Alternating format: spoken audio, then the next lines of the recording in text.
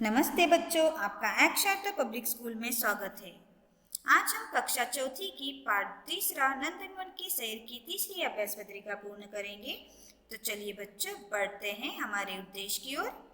हमारा पहला उद्देश्य है बच्चे शुद्ध हिंदी भाषा बोलने में समर्थ होंगे और दूसरा है बच्चे स्वतंत्र लेखन लिखने में समर्थ होंगे। तो चलिए बच्चों, बढ़ते हैं गतिविधि पहली की ओर।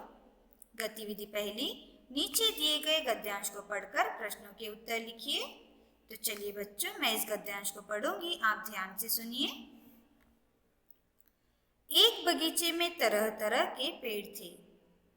पेड़ों पर बहुत से पक्षियों के घोंसले थे। एक दिन सुबह सुबह बगीचे में शोर मचा। कौवे ने बगीचे में एक लाल रंग का अंडा देखा। कौवे ने सबसे पूछा, यह अंडा किसका है? सबने मना कर दिया कि यह अंडा उनका नहीं है।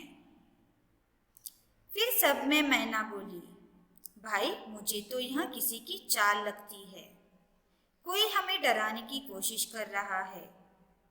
तभी चुटकू घर से निकलकर बगीचे में आया और अपनी लाल गेंद उठाकर घर चला गया।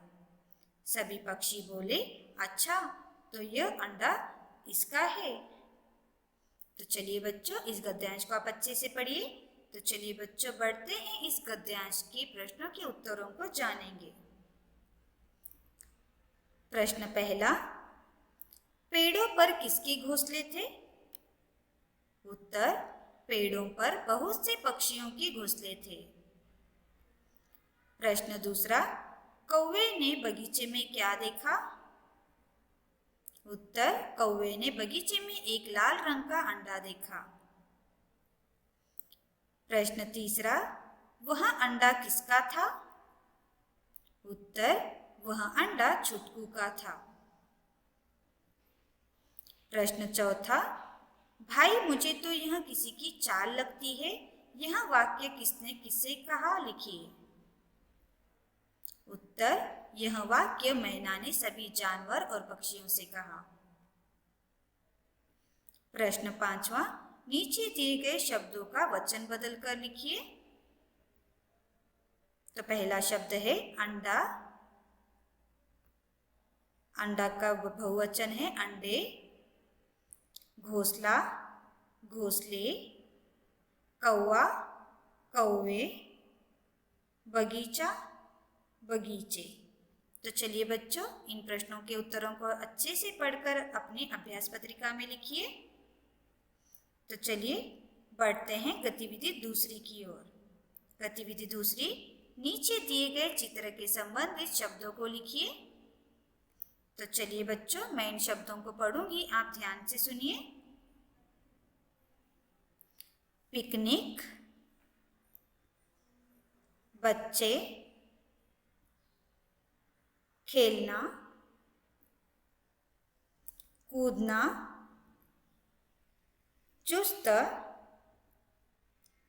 आसमान, हरियाली, स्वस्थ, झूला, पेड़ पौधे। तो चलिए बच्चों, इन शब्दों को अच्छे से पढ़कर अपनी कॉपी में लिखिए। तो चलिए बच्चों, बढ़ते हैं गतिविधि तीसरी की ओर।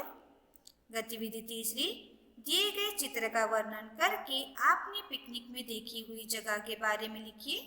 तो जहाँ पर आपने अपने दोस्तों के साथ या अपने परिवार के साथ जहाँ पर भी आपने पिकनिक मनाया है, उस जगह के बारे में अपनी कॉपी में लिखकर यह गतिविधि को पूर्ण कीजिए। तो चलिए बच्चों, बढ़ते हैं आज के गृह कार्य की ओर। आज का गृह कार्य है, दिए गए अभ्यास पत्रिका को पूर्ण कीजिए। तो आज के लिए इतना ही बच्चों, धन्यवाद।